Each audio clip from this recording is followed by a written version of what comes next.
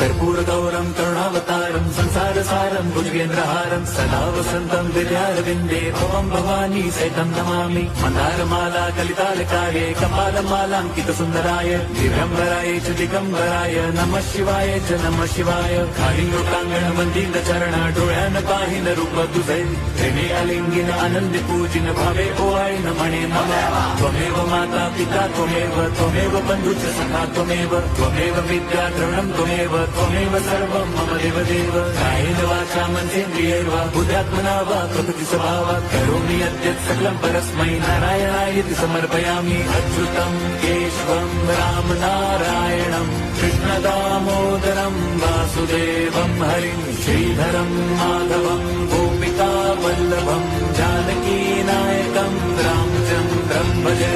Hare Ram